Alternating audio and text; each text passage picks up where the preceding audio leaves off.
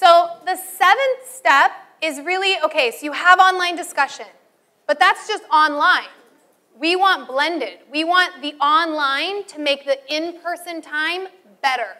We don't want to just use technology because we want to use technology. We want to use technology so that what happens in the classroom is better, more exciting for students, more fulfilling for you.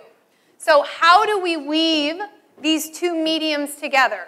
So in my book, I have a lot of these, just suggestions for the flow, because when you start going blended, you have to think about your lessons in different ways, because they might start in class, extend online, continue in class. All of a sudden, you're working with the online environment and the face-to-face environment, and they both have advantages and disadvantages. And so as you plan a unit or a lesson, what would be the best space for this activity?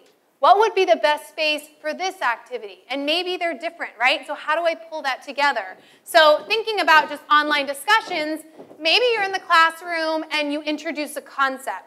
Maybe they do a piece of reading. Maybe they watch a clip from a documentary.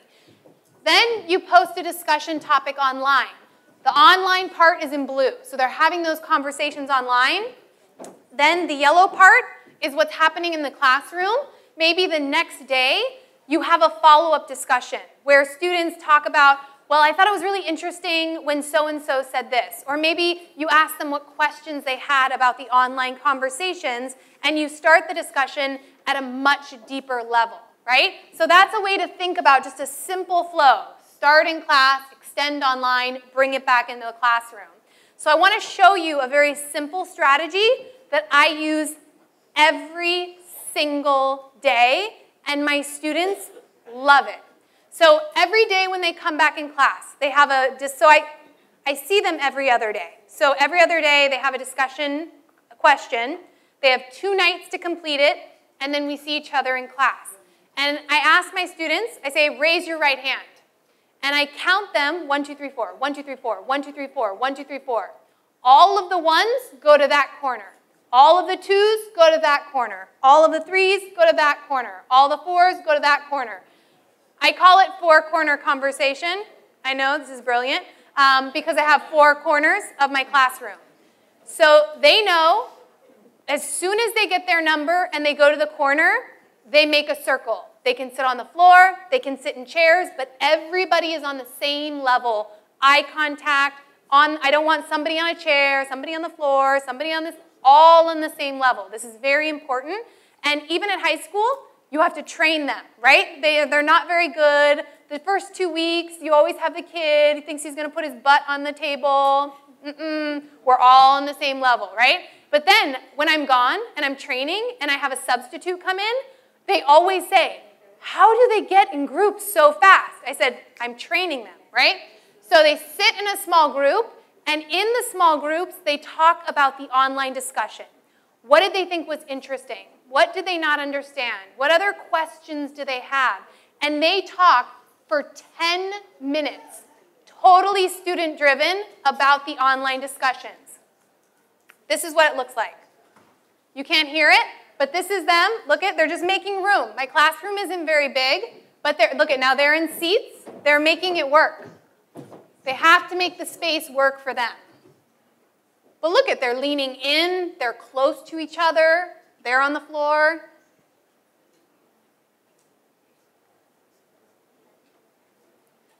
So it's a really simple routine, but it's such an easy way to pull those discussions back into the classroom. And whenever I ask students, okay, what classroom routines were really helpful, they always say 4-corner conversations.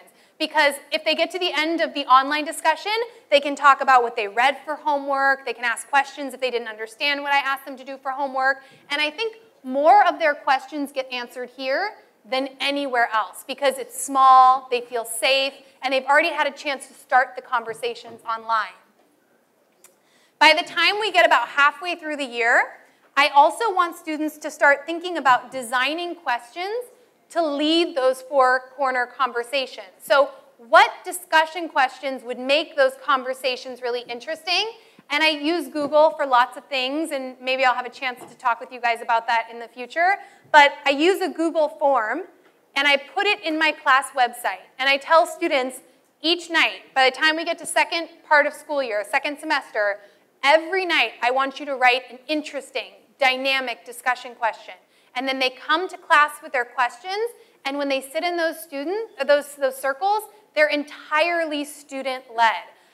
So it's an interesting shift to see them really own the conversation, bring questions prepared with them to class, so that they have to learn, how do I engage people who aren't actively engaging in a conversation? How do I keep a conversation going, not just online, but in the classroom also? Now, at the end of their four-corner conversations, a lot of times I walk around the room. I'm constantly moving, but I don't hear everything that they say. So I've also kind of added on to this, and once a week, I'll tell them randomly, take one device. Usually it's just one cell phone. Go outside and leave me a message. Tell me what your group talked about. What did you find interesting? What questions do you have? What do you want to know more about? And I'll be honest with you. The first time I did this, so I have a Google Voice phone number, I wrote my phone number on the board. And all of the kids were like, did that lady just write her phone number on the board? And I said, this is my Google Voice phone number. You can use it to leave me a message. Go outside, call it, leave me a message as a group. And so I'm in my classroom, and the messages are coming in, and this is what they sound like. That's it. I can't understand a word they're saying. Out of 24 groups, how many groups do you think started with their names? None. No one started with their names. And I realized, oh my gosh, my students don't talk like this. They talk like this. They have no idea how to even leave me a message. And at first, my first reaction was, great, what a waste of time. I just wasted 5 minutes. That was totally, oh, I can't believe I did that. And then I had to slow it down, take a step back, and I thought, okay, I'm going to use this as a teachable moment, okay? And so my students came back in, and I said, I would like to play you one of the messages that I just got. Just wait. So I played the message, and they start to kind of giggle, because they can't understand it either, right? I said, I want you to just listen to what a real phone conversation looks like. So I pick up the phone, and I call the science teacher that I work with, because I work with a science teacher and a history teacher. I said, this is how you make a phone call. Hi, Miss Hadley Hill. Can I borrow your stapler? Oh, thank you. Yes, goodbye. That's how you leave a message, right? You say hello. Hi, this is Tucker. What are you calling for? Goodbye. And so in that moment, I realized that this generation of students, I cannot assume that they have any communication skills necessarily. They have to be taught online, on the phone, how do you communicate effectively. And now they do such a fantastic job of leaving me messages and articulating and introducing themselves that this group is actually restarted Romeo and Juliet, and I wanted them to read the prologue. And the prologue of Romeo and Juliet tells the whole story, and it's performed by a chorus. So I said, okay, go outside, groups of 4. I want you to perform the prologue in a message. Send me a message with you performing it. I had students rap it. I had students beatbox it. I had students choral read it. I had students read it in what they clearly thought was Elizabethan English. It was awesome. But you know what? If I had said, okay, stand in front of the class, perform this, would that have happened? No. Just giving them the freedom to take a device and have a little space was all it took for their creativity to come out. And so when you think about how can you capture ideas, maybe even think about audio recordings and what that could look like. Now, I have a book. There's lots of stuff in my book, but we've talked about a lot of strategies, and I put together a live binder. And I don't know how my publisher would feel about this, but I'm going to share some of the strategies that we talked about today. So this is also on the Facebook page, and if you go to the live binder, you'll get to a page that looks like this, and it asks for an access key. And you're going to put the words perfect blend, like one word. Perfect blend, not case sensitive. And it will unlock the binder.